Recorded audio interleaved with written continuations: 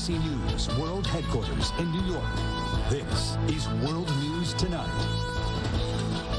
Good evening, and thank you for joining us on this busy Sunday. I'm Cecilia Vega here in Washington. Tonight, with just days to go before Christmas, millions of Americans are now facing the stark reality of another COVID surge. Dr. Fauci warning today that he expects the highly transmissible Omicron variant to take over in the coming weeks.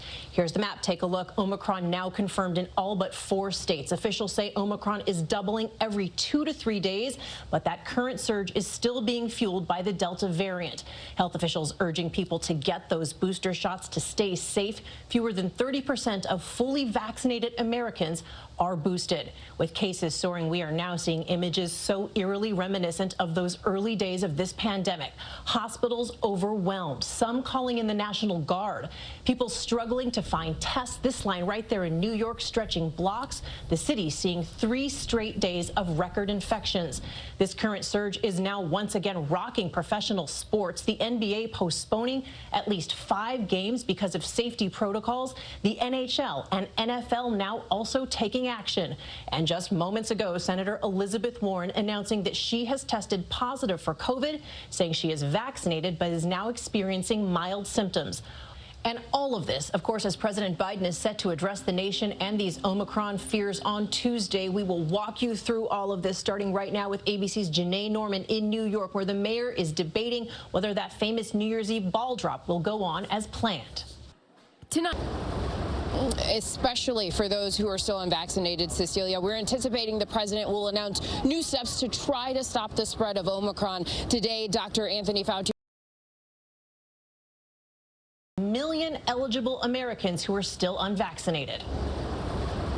Especially for the... They suggest cracking a window to improve air circulation. Cecilia?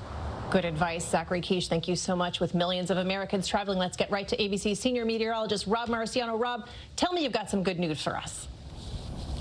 We do have. Senator Joe Manchin dealing with what could be a fatal blow to President Biden's Build Back Better plan. It's good to have you with us tonight from the White House. Thank you. And there is much more ahead on World News Tonight on this Sunday. The absolute last day to ship those gifts without paying more, and the triumphant return of a golf legend.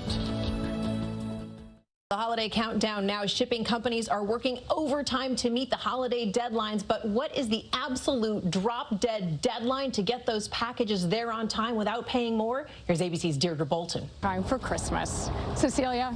We procrastinators, thank you, Deirdre. And when we come back, the new Spider-Man movie is already the highest grossing film of the year. But just how high did it climb in the record books?